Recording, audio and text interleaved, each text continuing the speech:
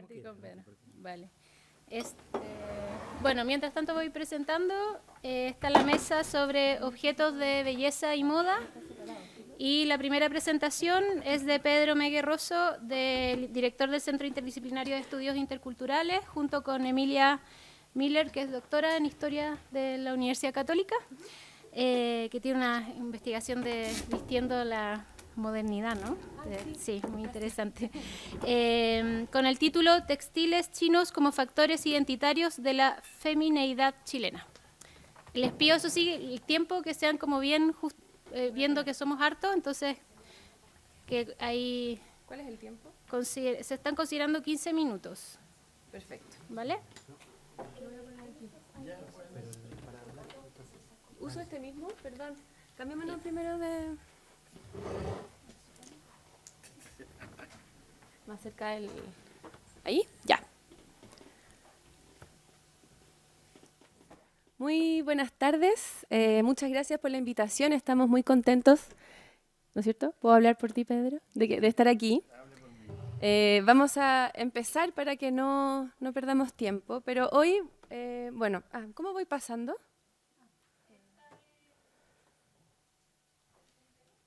¿Una cosita? Ya, súper. Hoy vamos a hablar del manto negro, una prenda muy especial e importante en la historia de la indumentaria en Chile. Y aunque este fue usado por mujeres en varias regiones de Latinoamérica durante el siglo XVIII y XIX principalmente, en el próximo siglo esta pieza se convirtió en un símbolo muy potente de la chilenidad femenina. ¿Empezamos con esta cita? Dele. Sí, dale tú. Dale. ¿Quién pierde? Ahí. Quien pierde su vestido, pierde todo. Pierde su valor. Se pierde a sí mismo, su mirada, su humanidad. Esa es nuestra tesis. Sin vestido no somos nada.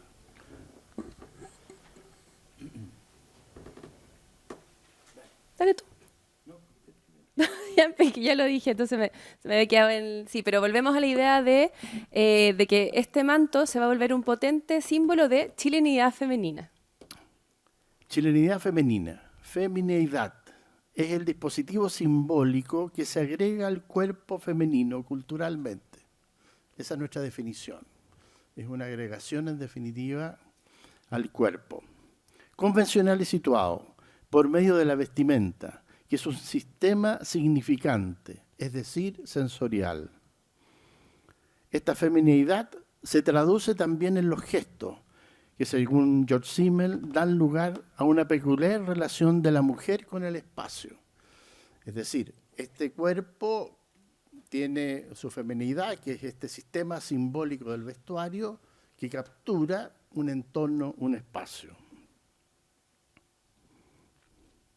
El espacio femenino es gestualizado de manera determinante por la vestimenta. Hay una relación entre el dominio del espacio, lo que es el espacio, y la vestimenta. Vamos a ver que el estudio de los discursos escritos y visuales de esta prenda nos permite complejizar y darle múltiples capas de análisis a la cuestión de la identidad en un contexto particular, la celebración del centenario de la independencia de Chile. Un momento de extenso debate político y social en torno a la pregunta sobre cuánto y qué se había logrado en nuestro país luego de 100 años de independencia. De independencia, por supuesto, del Imperio Español. Es un momento muy especial y entonces por eso la vestimenta que se usa en ese momento claramente se transforma en un factor de identidad. Entendemos la identidad como, siguiendo Bauer, un Volksgeist, es como el espíritu del momento, ¿no es cierto?, el espíritu de un pueblo, como la expresión cultural de un Estado-nación, el nosotros versus el ellos, realizado en un sistema de símbolos unificados, es decir, cuerpo, vestimenta, espacio, nación, Estado, independencia, es todo un complejo de símbolos unificados. Y de ahí la potencia que adquiere esta vestimenta especial. ¿Pero qué tenía que ver la influencia oriental en todo esto?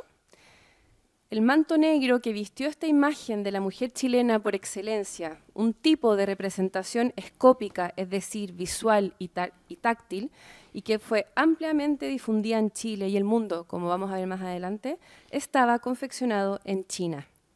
Estaban bordados con elementos asiáticos, en su mayoría con delicadas y sofisticadas figuras humanas, animales y naturaleza propia de un imaginario proveniente de Asia. Por lo tanto, esta ponencia dará cuenta, ay, no sé si alcanza a ver, está muy luminosa la sala, pero bueno, después se las puedo mandar a alguien si quieren. Pero se ven que está lleno de bordados preciosos. Bueno, entonces esta es una ponencia de este manto chino, como se le llamó, como un objeto simbólico y elemento de una identidad nacional femenina en el Chile de principios del siglo XX. A través del estudio de más de 10 mantos de la colección textil y vestuario del Museo Histórico Nacional, se examina cómo estas prendas elaboradas en seda china y decorados con motivos asiáticos fueron símbolos de estatus, moda y contenedor de diversos discursos presentes durante el centenario de la independencia. Y en particular se estudia cómo en este cambio de siglo estos mantones adquirieron un carácter de declaración estética en el espacio público, reflejando la incorporación de elementos asiáticos como signos de distinción y sofisticado lujo artístico. Este enfoque permite comprender el impacto de redes comerciales globales, desde las desarrolladas por el Galeón de Manila durante el periodo colonial, que espero aquí Mariano nos va a dar una charla específica sobre eso, así que tenemos mucha suerte de contar con el experto, y que además facilitaron esta introducción de textiles y motivos asiáticos en América, y cómo este fenómeno de índole internacional vino siglos después en la mantención del manto negro como expresión de una continua relación comercial entre China y Chile. Estas figuras de manto se usaban comúnmente en las misas diarias, no como ahora que, bueno, se podrán imaginar ustedes, hagan un esfuerzo de imaginación histórica, lo que significaba la misa y la iglesia en esa época. No era cualquier lugar. Durante la celebración de Semana Santa, el 1 de noviembre, en las misas de medianoche de Navidad, pero su uso se hizo cotidiano en las calles de la ciudad moderna, donde las mujeres paseaban, vitrineaban y compraban vestidas de negro. Es decir, algo que inicialmente estaba exclusivamente reducido a un contexto y un espacio de lo sagrado, va infiltrándose hacia la vida cotidiana y profana. Este se usaba encima de las modas francesas, ya que era obligado cubrirse la cabeza en la iglesia. Esto es interesante, pero está lo europeo que lo francés, como el arquetipo, ¿no es cierto? Perdón, el prototipo de lo que debía ser la vestimenta, que está cubierta por estos mantones chinos. Esta era una suspensión de aquella importada modernidad extranjera. Esto se refleja en esta pequeña figura de loza de fines del siglo XIX, expresión material de las costumbres locales de aquella época. Es interesante cómo se transforma en un elemento de resistencia cultural chilena este mantón, ¿no es cierto? En su materialidad resguardaba la historia intercultural que provenía de diferentes escenarios culturales, como el mundo árabe, el gesto del tapado casi total, el español, con su recato piadoso, y el chino, que instalaba el lujo exótico. Es interesante el concepto de lujo, un poco como lo trabaja Simmel, que el lujo permite, ¿no es cierto?, expresarse de una manera particular. El cuerpo se desdobla en una materialidad del lujo, de lo inasequible. Estos lienzos de tela negra ocultaban la cara, a excepción de la mirada, aunque a veces dejaban a la vista un solo ojo.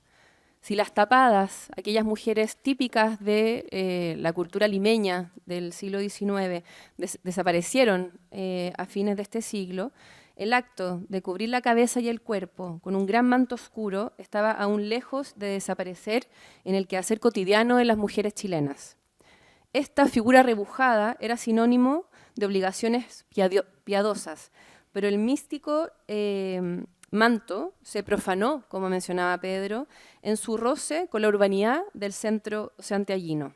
Y es interesante definir que este manto fue depositario de inéditos significados propios de un momento bisagra entre tradición y modernidad para la sociedad de aquel momento, que estaba definida por un proyecto liberal, político, económico, social, que buscaba romper con todo indicio del oscurantismo ibérico. Después de comulgar en la misa, estas mujeres, ¿no es cierto?, iban a Plaza de Armas, al centro comercial de Santiago, a flirtear con sus pololos o novios a la hora del paseo matinal.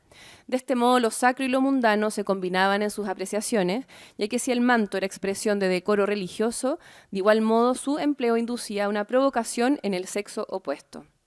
Entre los mantos utilizados, los más elegantes eran los chinos, también conocidos como mantos de Manila, de seda con bordados chinescos que contenían flores, animales y pagodas.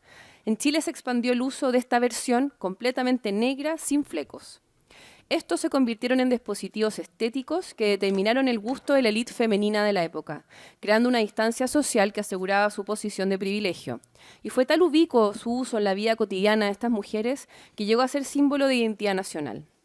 Estos rebozos de seda no eran usados en China, sino que eran fruto, en palabras de Delia Echeverry, de un buen criterio comercial, ya que las fabricaban con el propósito exclusivo de su exportación. Y de hecho tuvimos la suerte en el Museo Histórico Nacional de recibir ayer una delegación del Museo de la Seda de China y les mostré algunos de estos mantos y efectivamente mencionaron que estos sí se usaban con el solo hecho de exportarlos, ¿no es cierto?, a otros países. Bueno, y de acuerdo a Mariano Bonialán, circulaban textiles de primera, segunda y tercera calidad, accesibles a diferentes capas sociales, de tal manera que la cultura del consumo que giró en torno a las mercaderías orientales también tuvo un carácter cotidiano y masivo, no solo de élite. Eso es muy importante, cómo inmediatamente la cultura y la estética chilena fue estratificando el mantón, de manera que todo el mundo tuviera acceso, pero evidentemente el lujo quedaba restringido a las capas altas.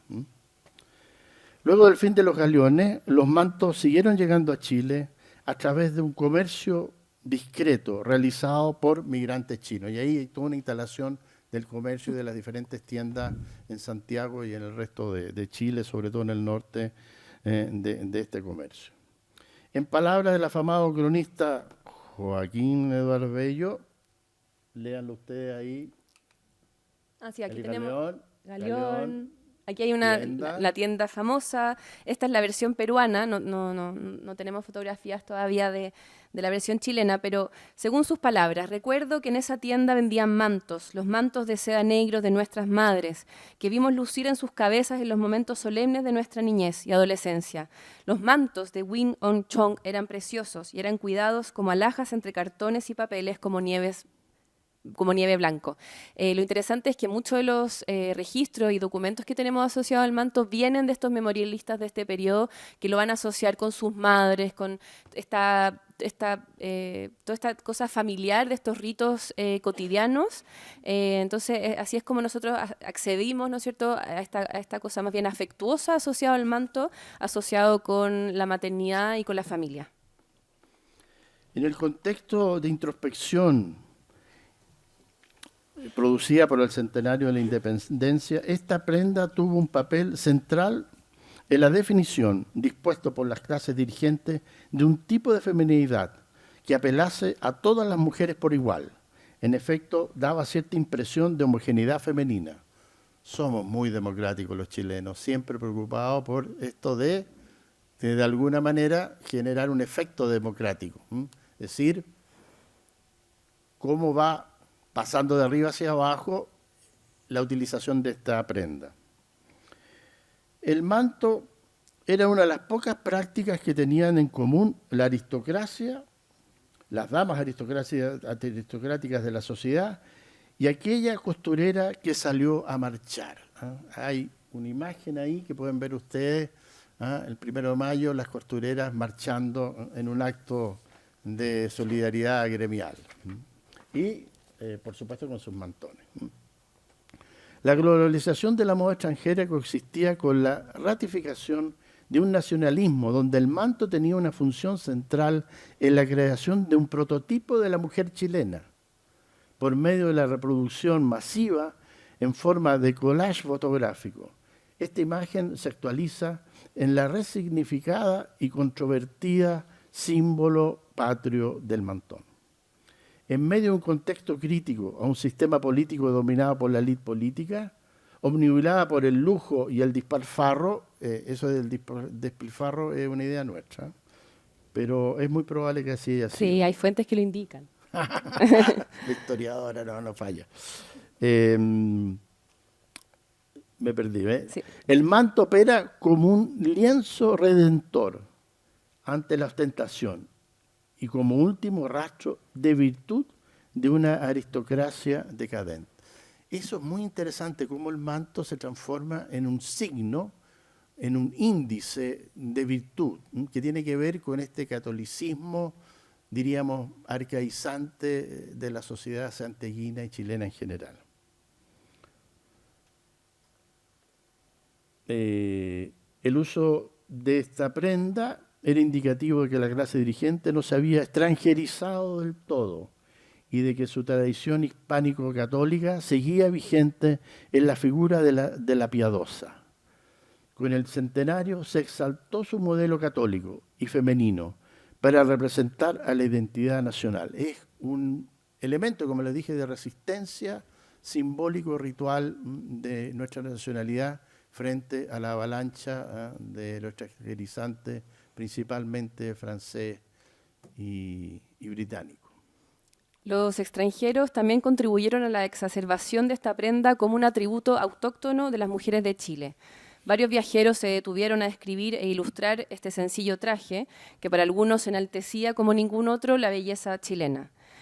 Sin embargo, esta supuesta, bueno, y mencioné antes también, o sea, mostré dos tapas de revistas con las que circuló esta imagen también afuera. Sin embargo, esta supuesta autenticidad nacional estaba teñida de materialidades y procesos globales de intercambio comercial y estético de índole asiático. A través de la cultura visual del periodo, es posible ver la ubicuidad del manto chino en los cuerpos de las mujeres del periodo, promocionando este ideal nacional de pureza y recato femenino. A la vez, les otorgaba a las mujeres un aura de elegante exotismo. Su seda luminosa todavía era difícil de imitar, lo que expresaba una suntuosidad de clase que afirmaba con claridad la posición social.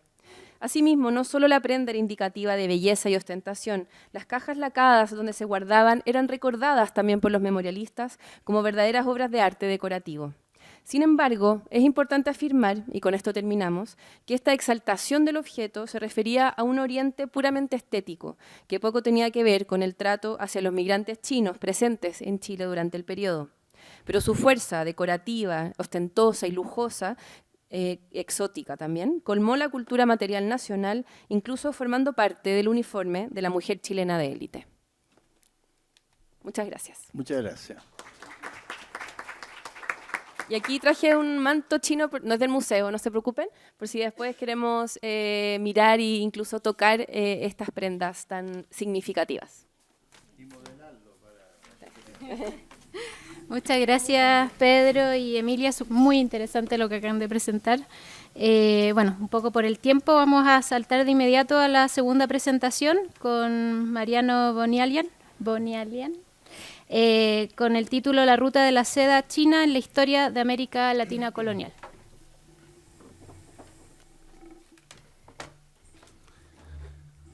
Muy buenas tardes a todos. Agradezco la invitación a este simposio, jornada sobre la materialidad asiática en América Latina. Si bien voy a dar una exposición histórica, hay que advertir o anticipar que hoy en día el concepto de ruta de la seda es un concepto bastante presente que por ahí podríamos comprenderlo en toda su dimensión al ver un poco las raíces históricas del fenómeno histórico de una ruta de la seda. ¿Por qué digo esto? A ver. ¿Esto cómo es, perdón? Sí, al lado. ¿Por qué digo esto? Porque ya en el periodo colonial moderno, del llamado época moderna, ya el mundo estaba globalizado, ¿no? Y no en términos virtuales, tecnológicos, como hoy en día se conoce, sino más bien una definición de globalización, que algunos la llaman temprana, arcaica o temprana globalización, se da a partir de los circuitos marítimos de larga distancia que conectan diferentes espacios y macroregiones entre los continentes. Dicho esto, mi exposición más bien va a ser referida a una historia transpacífica que va conectando desde en la época moderna, del siglo XVI hasta el XVIII, lo que en su momento se llamaba la China, generalmente, y América colonial, Hispanoamérica, por el Pacífico. El concepto de China en su momento, que dan los documentos históricos, no se refiere a una unidad política, sino más bien a una región, digamos, podríamos llamarla transnacional en términos modernos, pero que conforma o constituye desde la India, pasando por China, Japón, la India portuguesa y todo el mar de la China. Esa sería como la región que los documentos hablan de la China en su momento, ¿no? Aquí pueden ver, el punto 1 sería más bien la relación de larga distancia que voy a comentar. Pero hay que decir que justamente estamos en presencia, desde el siglo XVI hasta el siglo XVIII, lo que se llama la era de la seda. Si bien después de la Revolución Industrial podemos hablar de la era del algodón británico, desde el siglo XVI al XVIII, el rubro más importante de circulación mundial en este momento es la seda de la China, que ponía en aprietos muchos mercados, tanto europeos como americanos. Por lo tanto, voy a hacer una exposición no eurocéntrica, sino poniendo en el centro del mapa a la América Latina. Aquí vemos un poco lo que sería el Galeón de Manila, que la compañera había comentado recién. Es un navío oficial que conecta el puerto de Acapulco, de México, con Filipinas, en Manila.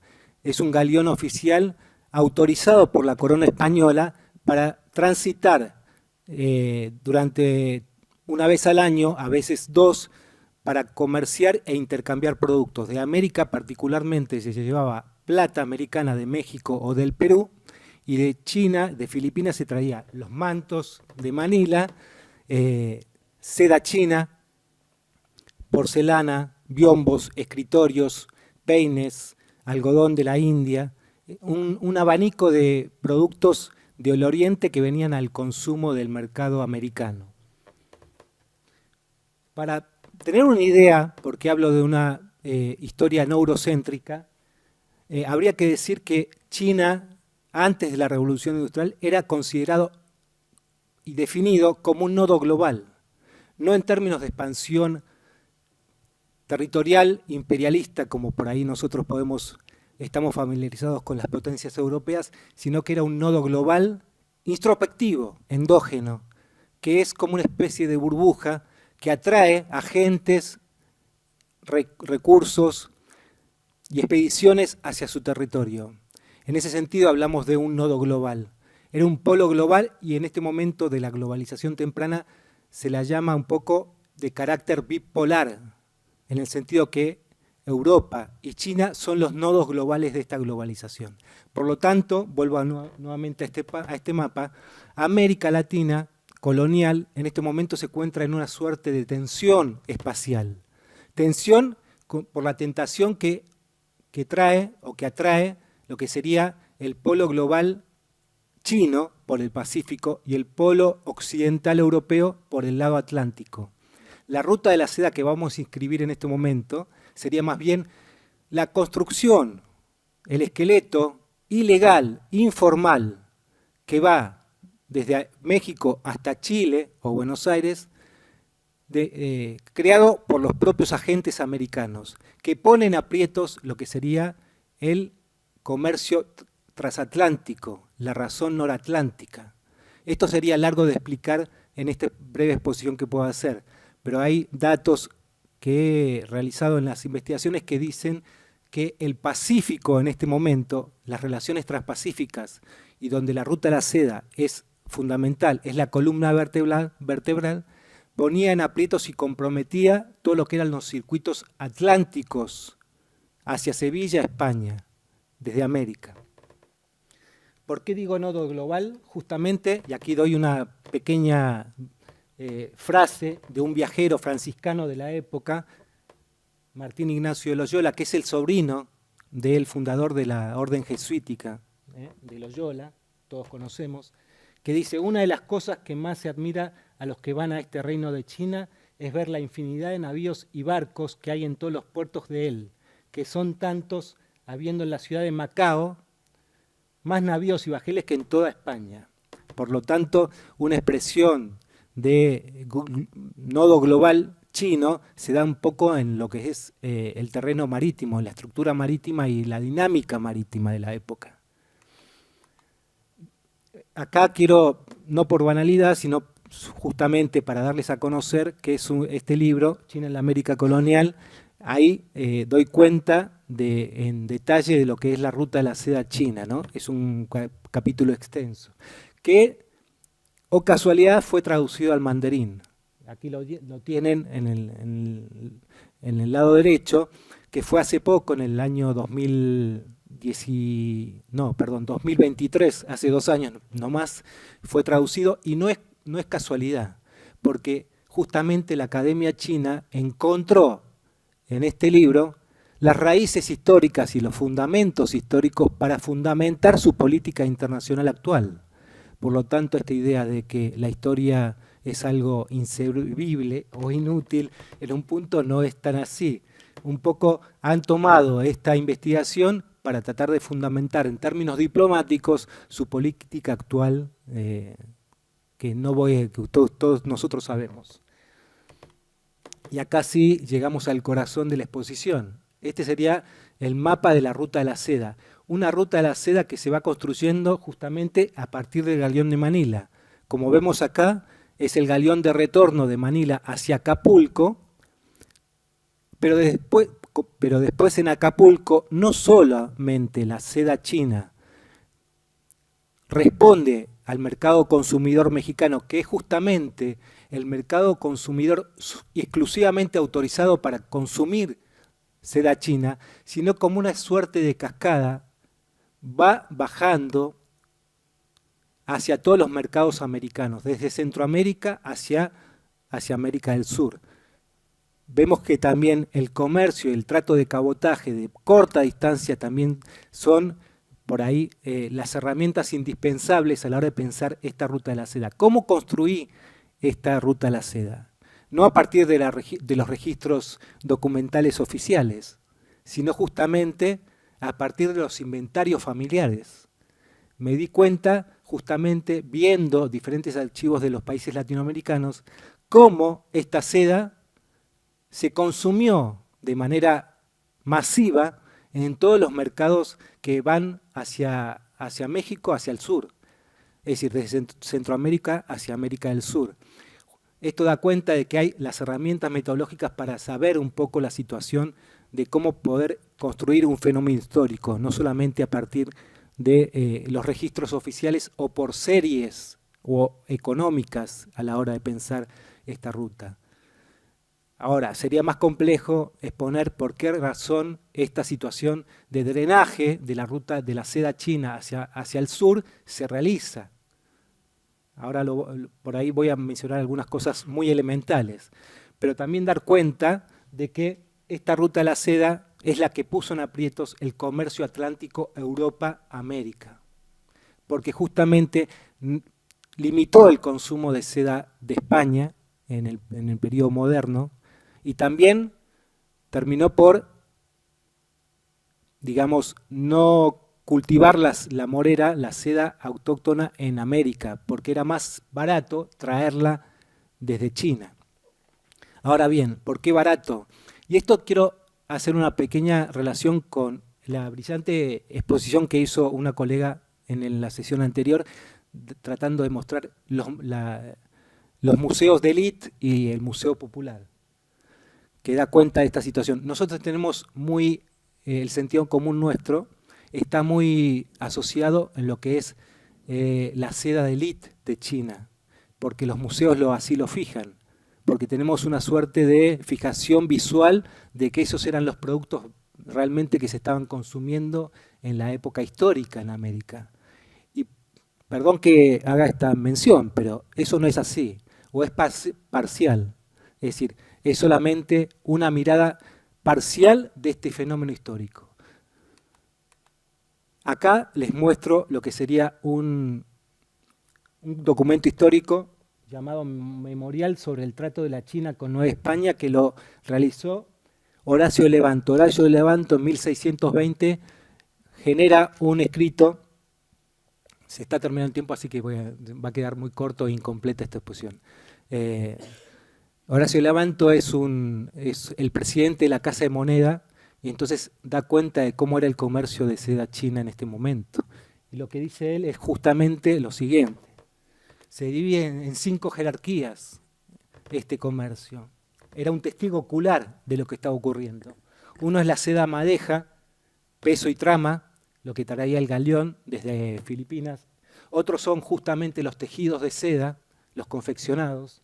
Otro es el tejido de algodón, de origen filipino, como el mantón o como el algodón británico de la India, los frutos de las islas Filipinas, y como último colofón de fondo, digamos, lo que sería el último rubro, menos importante, es lo que nosotros tenemos en los museos. Bujerías, bienes curiosos, losas, cerámica, mobiliario, crucifijos de marfil. En fin, lo que estamos viendo en los museos es solamente una ínfima parte de lo que sucedió en la época colonial. Me quiero detener un poco en lo que es la seda madeja, peso y trama.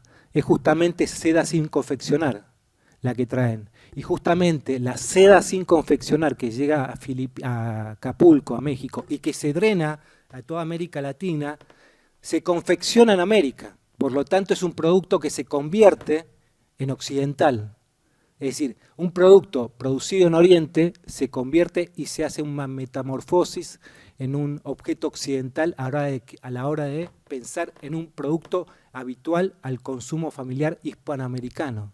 Por lo tanto, vemos un proceso de occidentalización del oriental en este momento, por el Pacífico.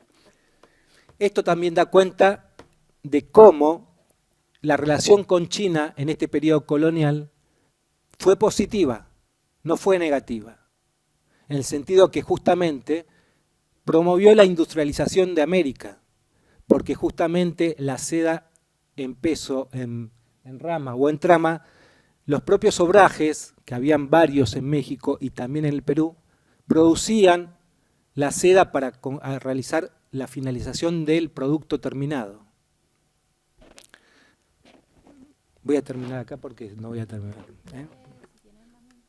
Es que después tengo un poco de citas que fundamentan de por qué los sectores pobres o medios de Hispanoamérica consumieron sedas chinas, ¿no? En un punto. A ver, voy a ver si puedo seguir.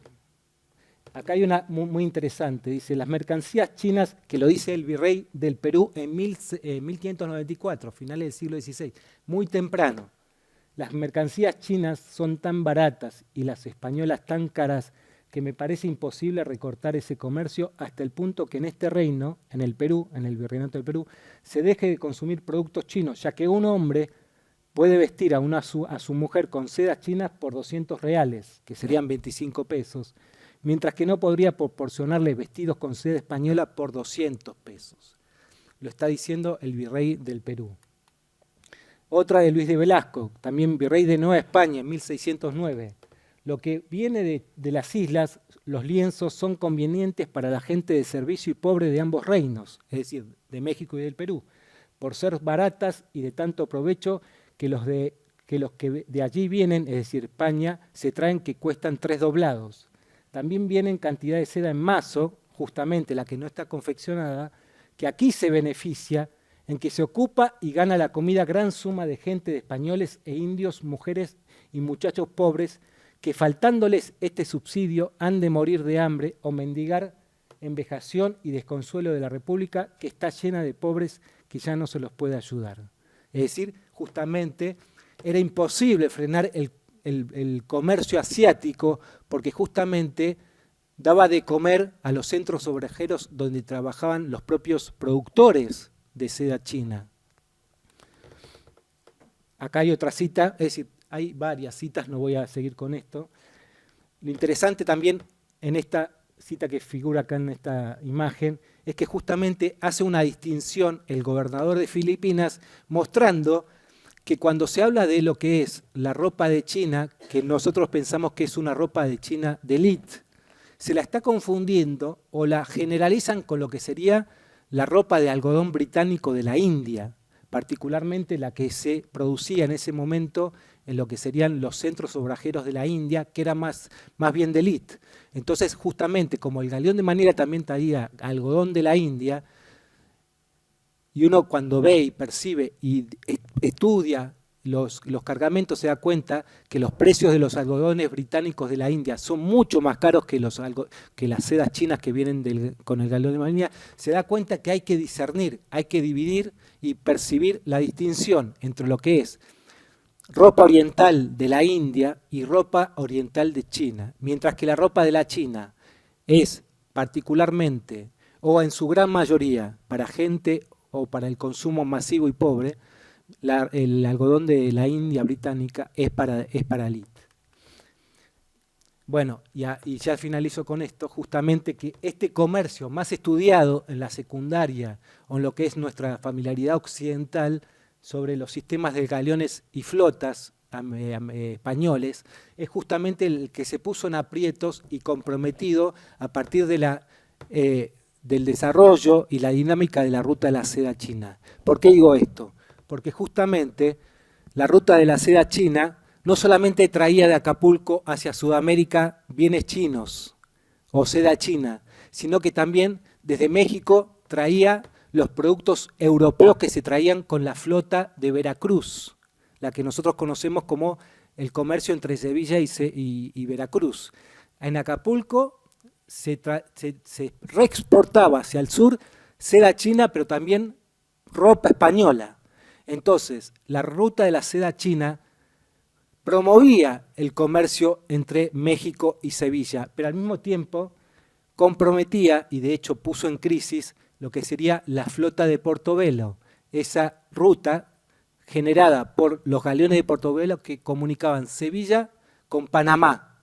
¿Por qué? Porque ya no se iba a Panamá a buscar las prendas europeas, porque se traían de Acapulco, justamente a partir de la ruta de la seda china. Es decir, estimulaba el comercio con México y España y ponía en crisis el comercio entre Panamá y España. Esta ruta de la seda china construida por el Pacífico. Muy bien, les agradezco mucho la atención. Gracias. Muchas gracias, Mariano. Olvidé señalar que Mariano es investigador de CONICET de Córdoba, Argentina. Bien, vamos a continuar con la tercera ponencia de Andrea Kaplanova. Ella es de República Checa, es doctora en Ciencias Políticas y Estudios Latinoamericanos y se dedica a los estudios de relaciones de China y América Latina. Y su presentación es de la ruta de la seda y los chales de Manila a la Brie, la Bubu y Shane. Influencias asiáticas en la moda latinoamericana. Muy buenas tardes. Muchas gracias a los organizadores por esta oportunidad y a los colegas por sus presentaciones muy interesantes. Yo soy Andrea Kaplanova y voy a reflexionar sobre moda, tema que forma parte de los intercambios culturales, económicos y simbólicos entre Asia y América Latina. ¿Puedo, por favor? Sí,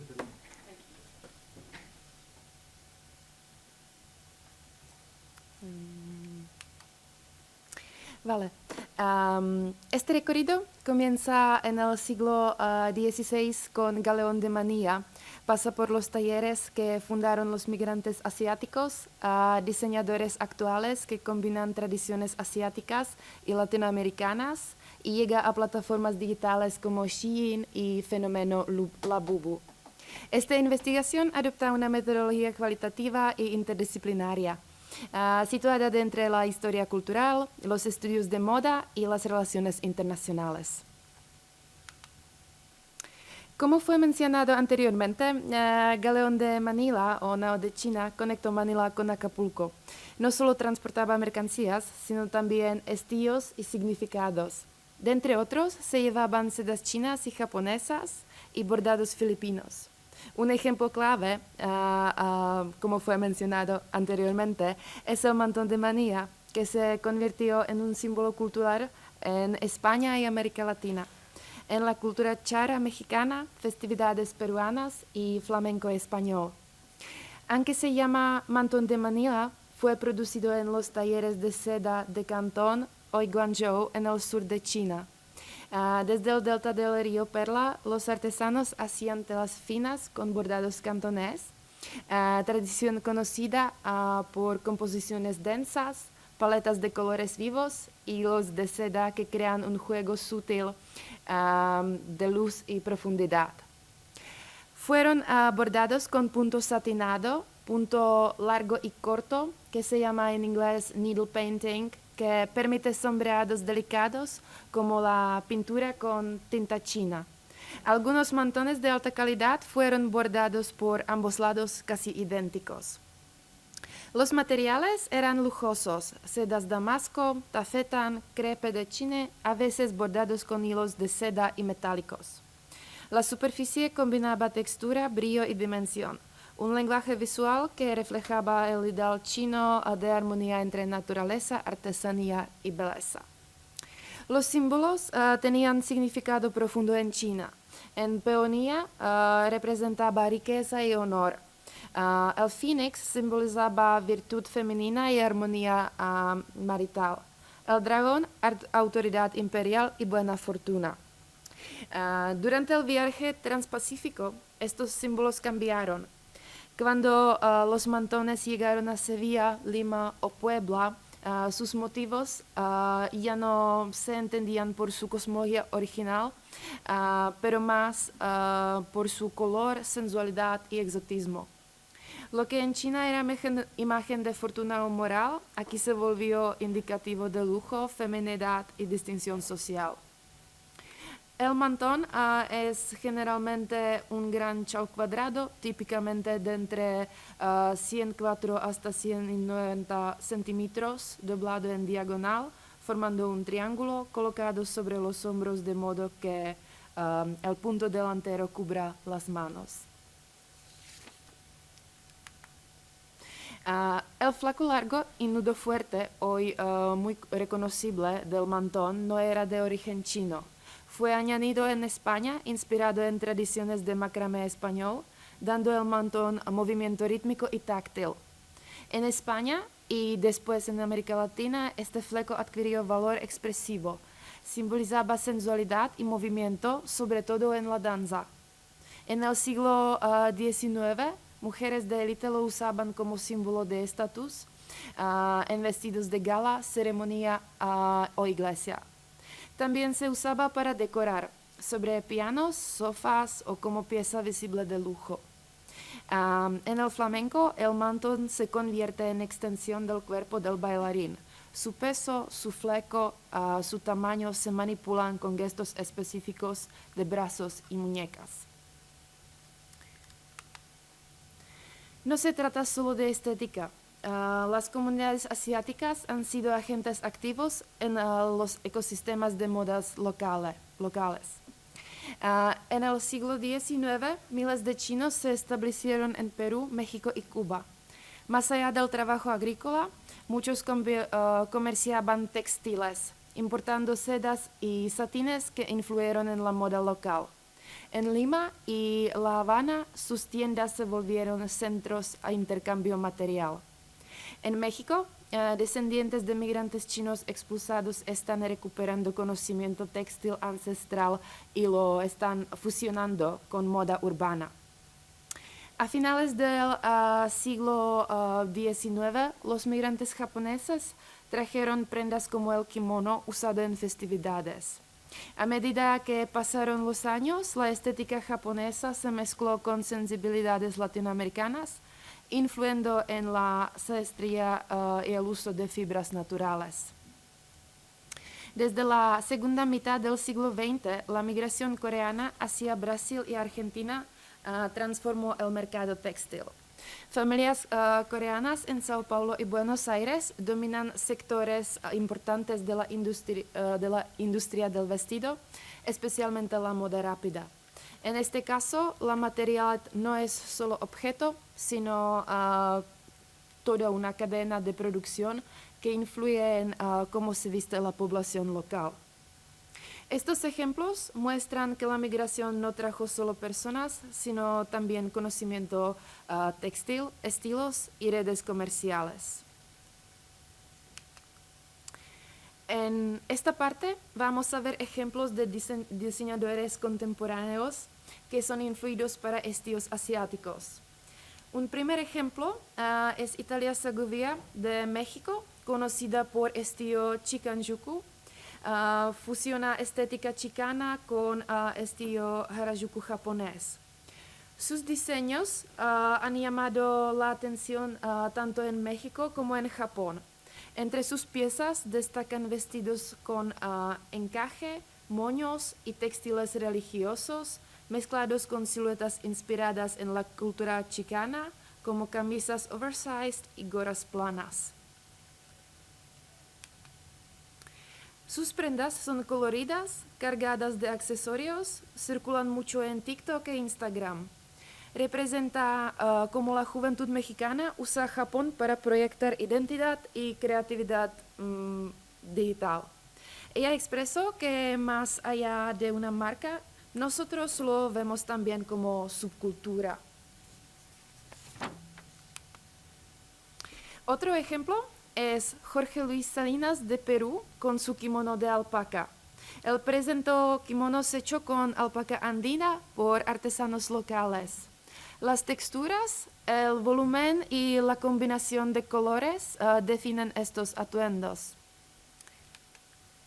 La forma japonesa se encuentra con el material peruano como símbolo de amistad transpacífica. Otro ejemplo es Género Rivas de Perú con su colección East Fusion y es un ejemplo de fusión de materiales porque combina sedas japonesas con fibras peruanas. Estos materiales crean una textura rica y variada que añade profundidad y dimensión a cada pieza. Esta fusión busca promover sostenibilidad y diálogo intercultural.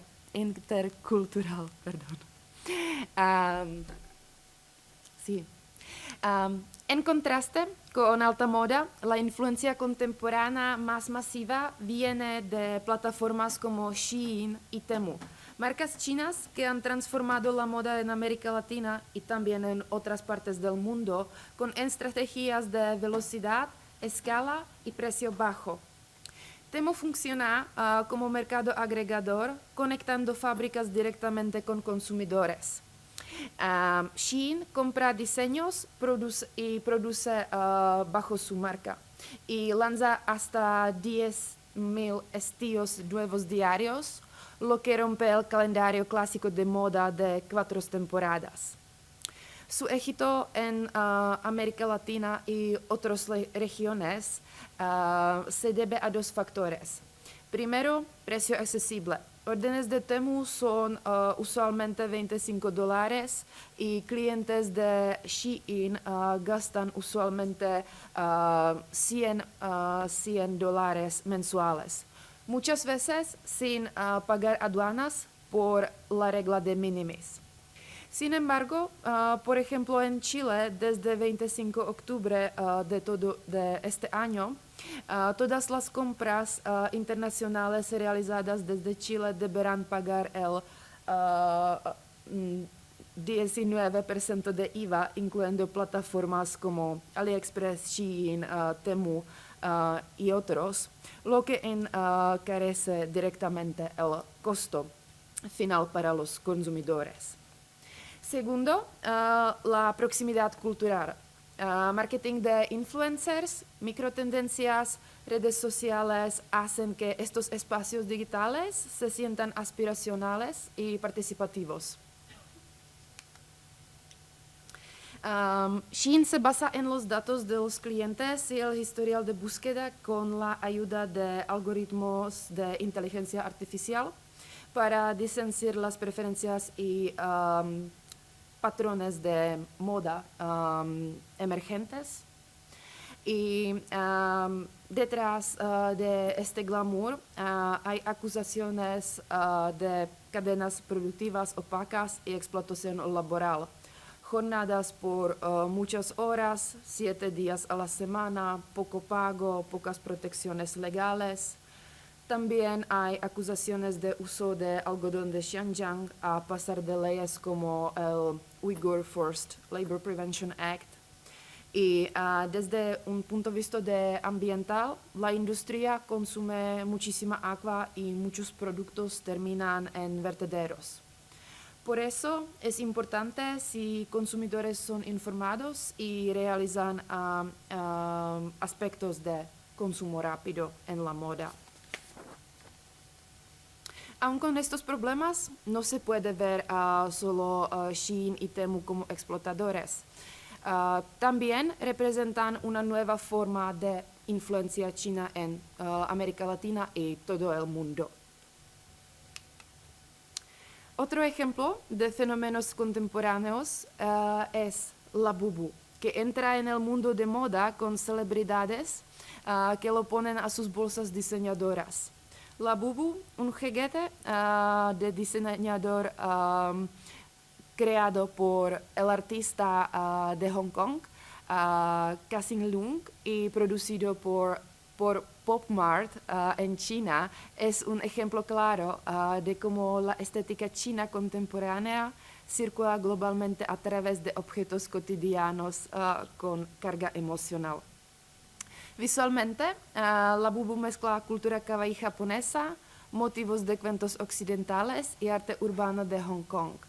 Es una estética híbrida que se siente tanto familiar como extraña, similar al proceso que vimos en el mantón de Manila. Artesanía china adaptada a gustos globales, manteniendo identidad creativa propia. Económicamente, Pop Mart vende Labubu en cajas ciegas limitadas, combinando lógica de lujo, escasez, coleccionismo con producción en masa. Esto hace que Labubu produce deseo, identidad y impotencia a través del consumo material. En redes sociales, especialmente TikTok e Instagram, Labubu tiene seguidores fuertes en Latinoamérica y Europa. Coleccionistas suben videos de unboxing, crean conexiones emocionales y participan en comunidades internacionales centradas en un producto cultural chino. Labubu puede considerarse como una forma de poder blando chino. En contraste con marcas de moda rápida, Labubu encarna una forma de soft power basada en la atracción emocional. Por medio de mercados globales y comunidades digitales, proyecta una imagen de China juguetona y sofisticada. Contemporáneo ambicioso proyecto de desarrollo Belt and Road Initiative fue nombrado por la Ruta de la Seda. Si el mantón de Manila representaba la belleza tradicional china que viajaba sobre los océanos, Labubu representa la cara digital y emocional en el siglo XXI. Un objeto donde arte, comercio y cultura convergen en un gesto de fascinación global.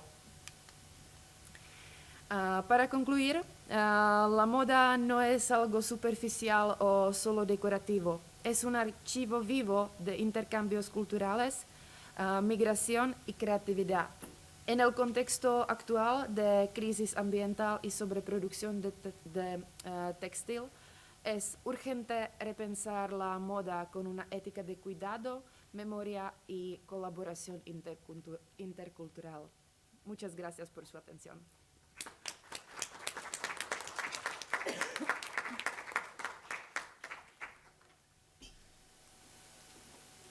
Muchas gracias, Andrea. Finalmente vamos a terminar esta mesa con la presentación de Camila Andrea Avilés Orellana. Ella es investigadora independiente, profesora de inglés también. Su título de la presentación es Belleza Transnacional, la experiencia del K-Beauty en China.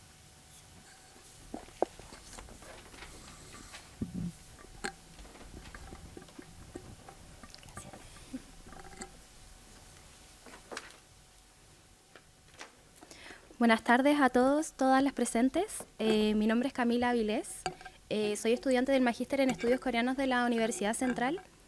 Y además, como comentaban aquí, soy profesora de inglés. En esta oportunidad les quiero presentar mi ponencia que está titulada Belleza transnacional, la experiencia del K-Beauty en Chile.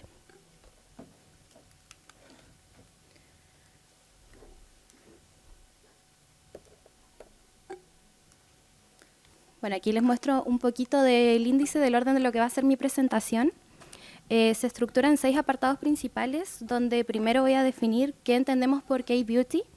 Luego voy a revisar el contexto histórico y la forma en la que se internacionaliza el K-Beauty. En tercer lugar, lo voy a abordar desde la perspectiva teórica de la nueva materialidad, para posteriormente analizar un caso concreto acá en Chile del K-Beauty, específicamente de la tienda Yepo. Y finalmente revisaré algunas críticas y controversias asociadas a este fenómeno.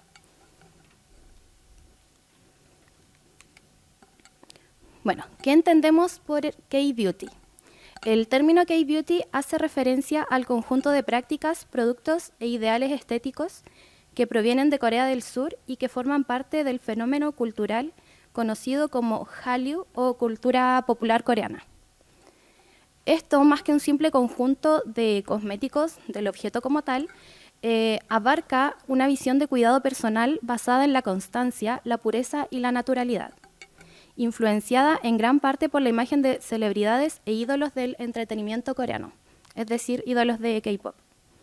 De acuerdo con Kwon y Gorbatz, el K-Beauty se presenta globalmente como un ritual de consumo sustentado en narrativas de legado cultural, innovación tecnológica y conexión con la naturaleza. Así, los productos cosméticos no solo ofrecen resultados visibles, sino que también transmiten valores culturales y una forma particular de entender la belleza.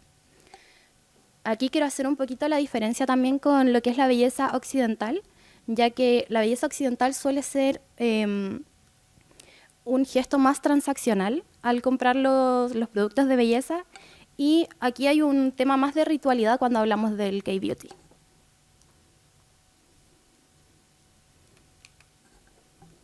Ya, ahora, para poder comprender el K-Beauty en la actualidad, es necesario revisar un poquito de la evolución histórica que ha tenido la belleza en Corea. Durante la dinastía Goryeo, entre los años 918 y 1392, la piel radiante era considerada un símbolo de pureza y de salud, y se utilizaban ingredientes naturales, ya sea la miel, el agua de arroz, la baba de caracol, entre otros. Durante la dinastía Joseon, entre el año 1392 y 1897, bajo la influencia del confucianismo, la belleza se asociaba con la modestia y la armonía, lo que dio origen a un maquillaje minimalista para mantener esta naturalidad del cuerpo, y a rituales de limpieza basados en remedios herbales. Ya en la década de 1970, con este boom industrial que hubo en Corea del Sur durante el gobierno de Park Chung-hee, se experimenta un proceso donde se impulsa el surgimiento de la cosmética coreana. Sin embargo, es desde los años 90 donde el K-Beauty se consolida como una industria global, gracias a los avances dermatológicos, el desarrollo tecnológico y el crecimiento del fenómeno Hallyu. Hallyu definido, como mencioné anteriormente, como la ola pop coreana. De Corea al mundo. El K-Beauty se expande al mundo en paralelo con la difusión cultural de Corea del Sur. A partir de los años 90, el gobierno coreano comienza a promover activamente la cultura nacional como una forma de diplomacia pública, lo que incluye no solamente el K-pop como música y los dramas televisivos, sino que también la moda y los cosméticos. En este contexto, Seúl se consolida como la capital del diseño desde el año 2010, y las marcas de cosmética coreana se posicionan como un ejemplo de innovación y estética de marketing creativo. ¿A qué me refiero con esto? Por ejemplo, hay muchas marcas coreanas que, además del producto, no solamente te venden el maquillaje o el cosmético como tal, sino que te incluyen una photocard de algún artista de K-pop. Photocard, mis compañeras del Magíster van a hablar en un ratito más. algún sticker relacionado al artista, cosa de potenciar este marketing para que la gente lo consuma con mayor frecuencia. La internacionalización del K-Beauty no se limita a la venta de productos, implica también la exportación de experiencias culturales, como las tiendas temáticas o los cafés K-Beauty en distintas partes del mundo. Un ejemplo claro de esta expansión es la presencia del K-Beauty en Chile, donde observamos su adaptación y resignificación a nivel local. Y a partir de esto surge mi pregunta de investigación, que es ¿cómo se resignifica el K-Beauty en Chile?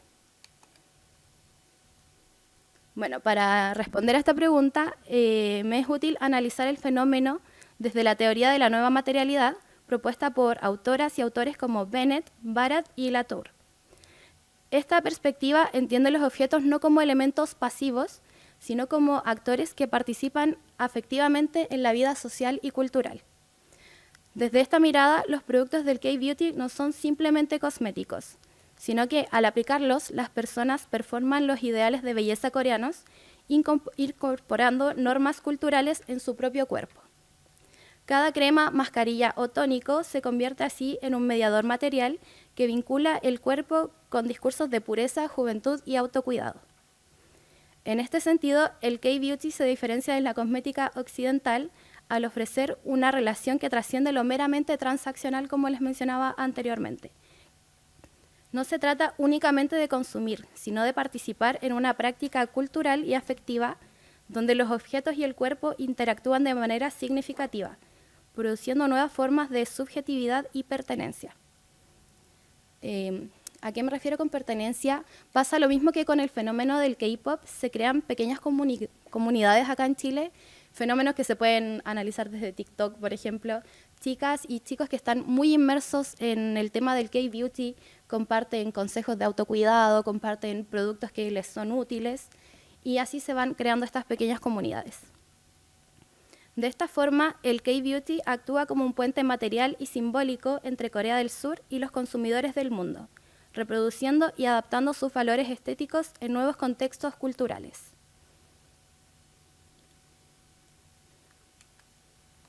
Y bueno, acá les tengo un par de imágenes de lo que es Yepo.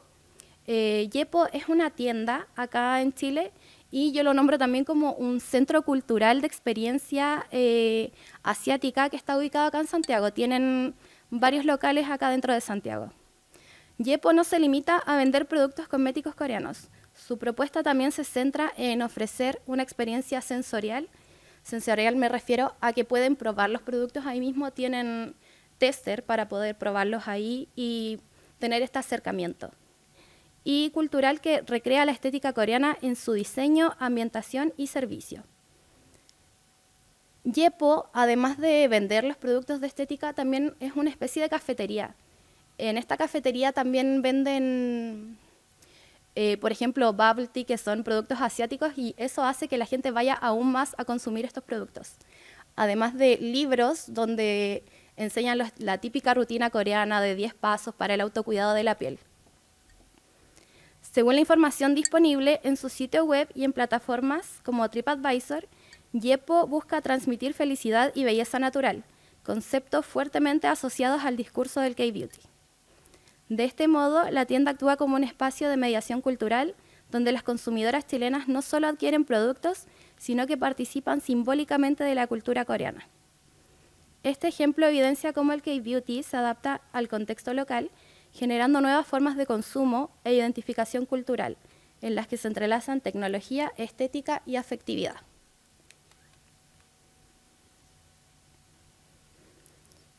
Ahora quiero mencionar un poquito de críticas y controversias que se encuentran dentro de este mundo del K-Beauty.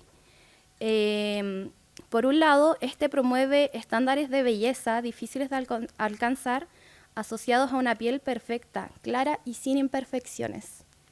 Este es un tema súper controversial dentro de la cultura Hallyu, impulsada sobre todo por los ídolos del K-pop.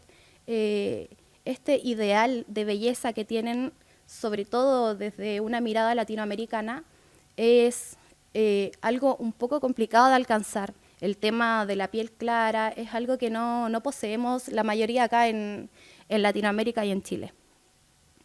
Esto puede generar presión estética, tanto al público consumidor como en las celebridades coreanas que funcionan como modelos de estos ideales.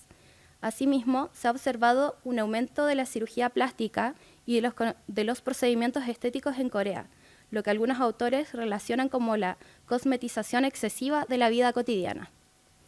En otros casos, la complejidad y el costo de las rutinas de cuidado pueden generar estrés o consumo compulsivo, afectando la relación saludable con la propia imagen. Por otra parte, existen también choques culturales, ya que los estándares de belleza coreano, como les mencionaba anteriormente, no siempre coinciden con los valores estéticos de otras culturas, lo que puede derivar en tensiones o malinterpretaciones. Y aquí, en la imagen de abajo, quiero mencionar que hay una mezcla de lo que son productos occidentales y de lo que son productos coreanos, y cómo las mujeres y hombres poco a poco van integrando ambos tipos de productos en sus rutinas diarias.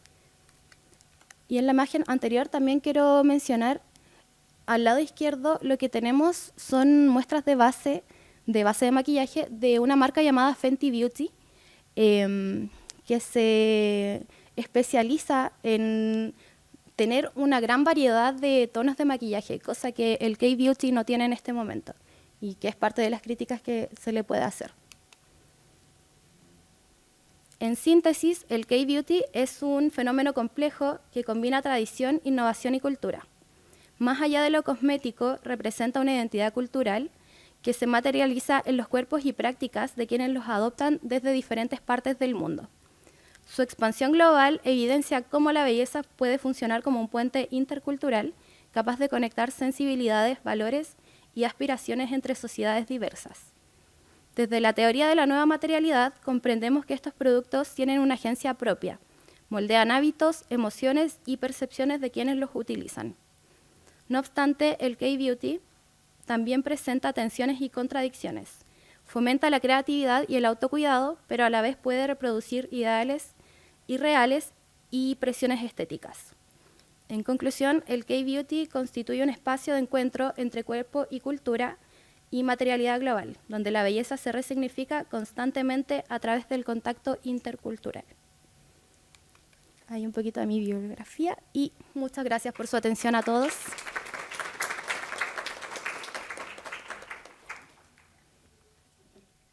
Muchas gracias a todos y a todas los que presentaron.